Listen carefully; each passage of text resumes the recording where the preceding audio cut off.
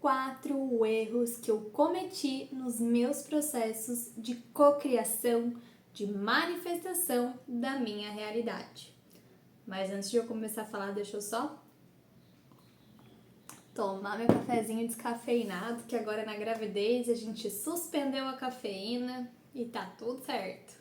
Bom, nessa jornada de manifestação, de cocriação da realidade, de usar a lei da atração para colher os resultados que a gente deseja, eu cometi alguns erros, não foram poucos, mas que se não fossem esses erros também, eu não teria amadurecido e não teria chegado até aqui. Talvez você até passe por isso e cometa os mesmos erros que eu.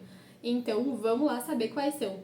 O primeiro realmente foi ter pressa e não esperar o tempo certo de cada coisa. Eu plantava e já queria ver o resultado para ontem, já queria ver nascendo a minha semente. Eu não tinha paciência de cultivar, de esperar amadurecer, de crescer, se fortalecer e realmente dar os frutos que a minha plantinha estava dando. Então, assim, eu sempre tive muito essa energia de pressa, de querer tudo imediatamente, de não saber cultivar, de não respeitar o tempo certo. E tem uma frase que eu aprendi com a Maya Andrade, é que há tempo para tudo debaixo do sol. É uma frase até bíblica, mas que eu conheci a partir dela, dos vídeos dela, do canal da Mai, né, do Temporariamente Humana. E que demorou um pouquinho para fazer sentido para mim, demorou para internalizar, para fazer efeito, vamos dizer assim, e que eu respeitasse, então, esse tempo de maturação até a colheita. Eu queria, assim, realmente tudo para ontem, e isso também era um dos motivos de conversas mais sérias e muitas vezes até de discussão entre meu marido e eu, porque aí eu, nessa energia masculina, que eu não vou dizer que eu tinha, porque eu ainda tenho e tô trabalhando muito pra deixar ela de lado e trazer um pouco mais da energia feminina pra mim, pra minha vida, porque eu sou sim uma mulher mais masculina do que feminina. Então eu tenho essa ânsia de correr atrás das coisas, essa ânsia de estar fazendo 1000 coisas ao mesmo tempo, não me faz bem. E não faz bem também pro meu relacionamento, porque daí eu acabo ocupando o lugar do meu esposo, né? Mas isso também é papo para outro vídeo.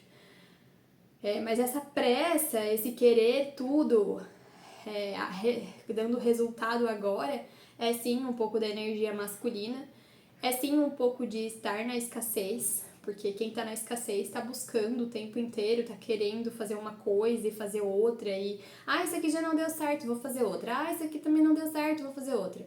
E eu aprendi muito isso no ano passado, em 2025, em que foi um ano que meu Deus, eu iniciei muitos projetos novos e nenhum praticamente deu certo. Mas aí as pessoas falam, né? Mas 2025 foi o ano da finalização e não do começo, não do início, como está sendo 2026. E de fato eu acredito sim nessas energias, eu acredito na numerologia, no poder de início que tem esse ano e no poder de finalização de ciclos que tinha no ano passado. E talvez realmente não fosse o melhor ano para eu estar iniciando coisas.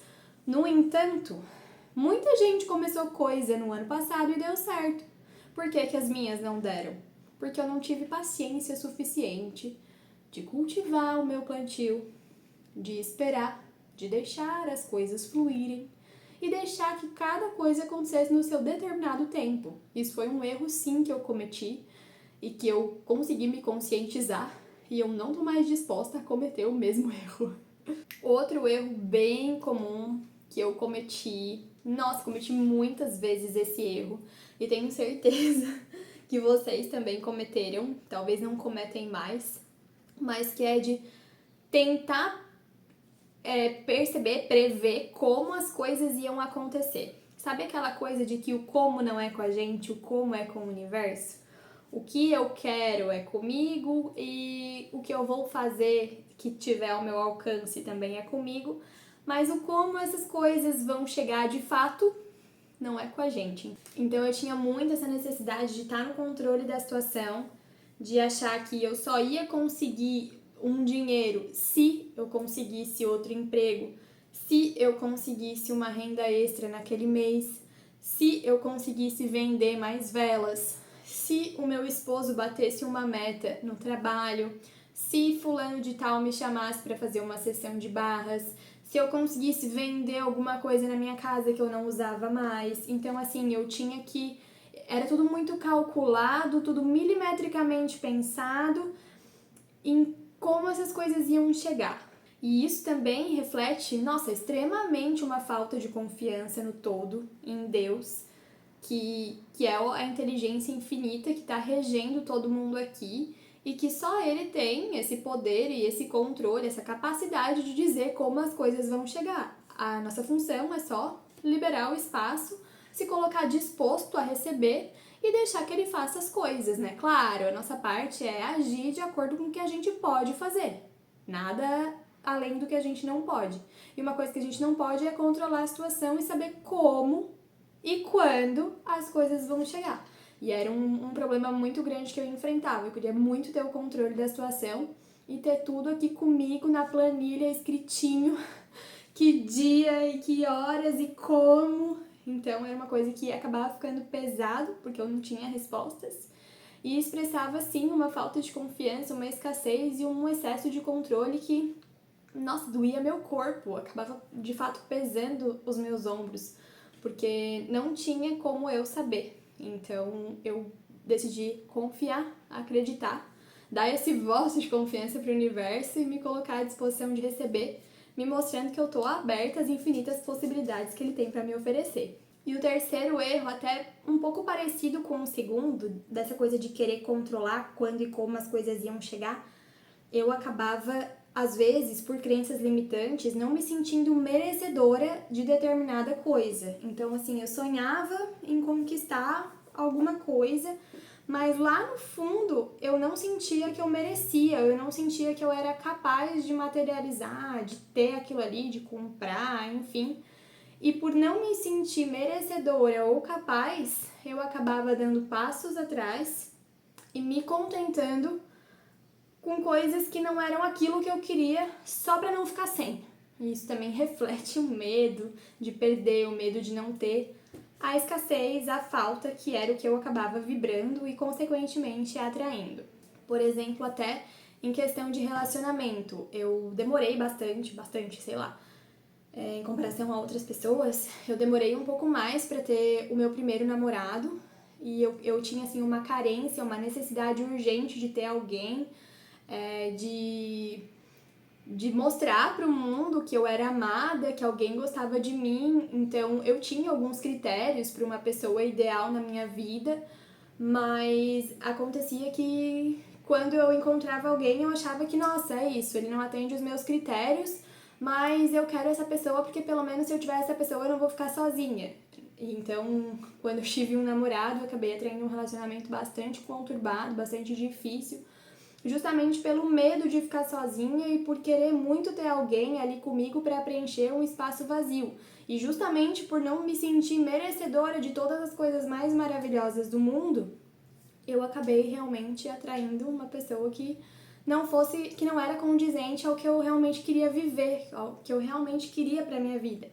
E assim também foram com coisas financeiras, né? Claro, eu amo meu apartamento, foi uma cocriação gigante, uma cocriação maravilhosa que eu tive na minha vida, mas eu me lembro muito bem que eu queria um apartamento com churrasqueira.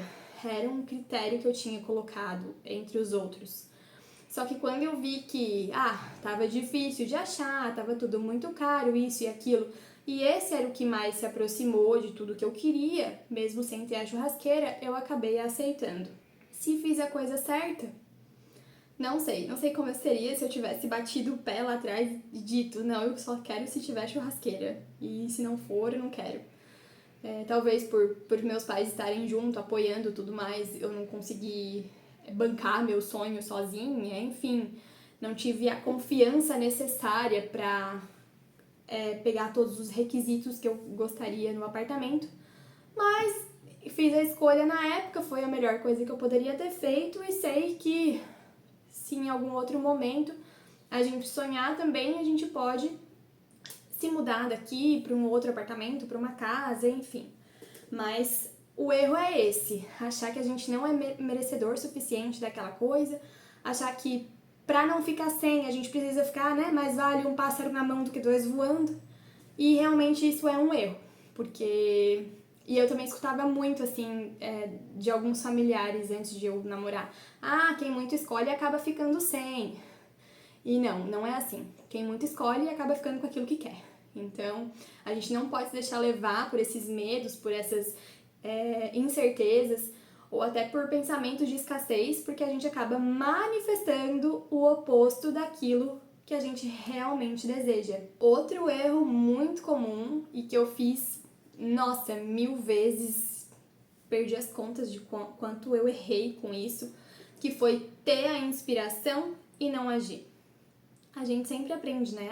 Vamos fazer o Ho'oponopono, vamos limpar as crenças. E quando a inspiração vier, a gente age. Não pode deixar de agir. Aí o que eu fazia? Não agia. E eu aprendi isso esse ano até, que eu não posso deixar passar as inspirações, porque se a gente fica deixando passar, a vida acaba não enviando mais. E no ano passado, em 2025, no mês de abril mais ou menos, eu sei que foi no mês de abril porque eu tava nos rascunhos do meu e-mail. Eu abri o meu e-mail e digitei, coloquei o título do e-mail, digitei tudo que eu queria falar, oferecendo o meu trabalho, apresentando o meu trabalho de velas aromáticas para uma pessoa na área da espiritualidade, uma pessoa bem renomada que poderia estar comprando minhas velas para revender, né, ou colocando personalização com a logo dela, enfim, né, fazendo dessa ponte, esse trabalho, essa parceria, o que fosse. Eu sentei, escrevi todo o e-mail com a proposta e tal, oferecendo os meus produtos, as minhas velas. E o que eu pensei? Não vou mandar, nada a ver, a pessoa nunca vai ler, não vai nem...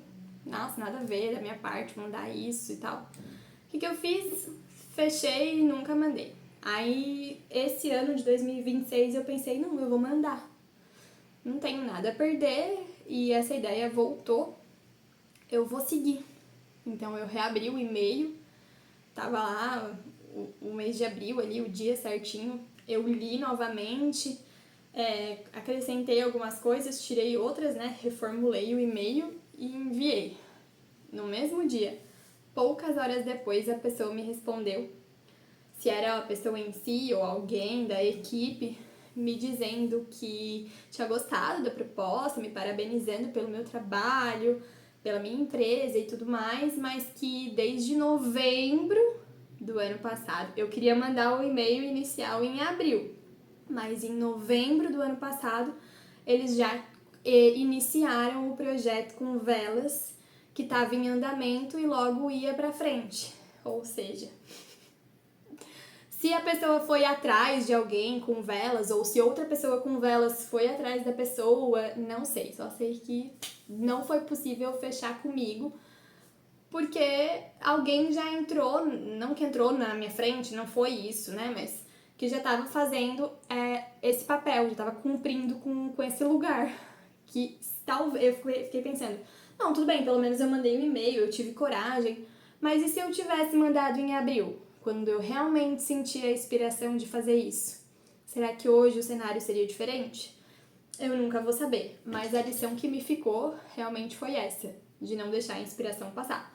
E se eu tenho uma ideia, se eu tenho um anseio, mesmo que aquilo não vai dar certo, mas que eu devo sim ir atrás e seguir a minha inspiração. E se você se identificou comigo nesse vídeo, se tem algum erro aqui que você também comete, já coloca aqui nos comentários e vamos comprometer a não errar mais e com certeza conseguir evoluir cada vez mais e expandir o nosso ser pra gente ser verdadeiramente quem a gente nasceu pra ser.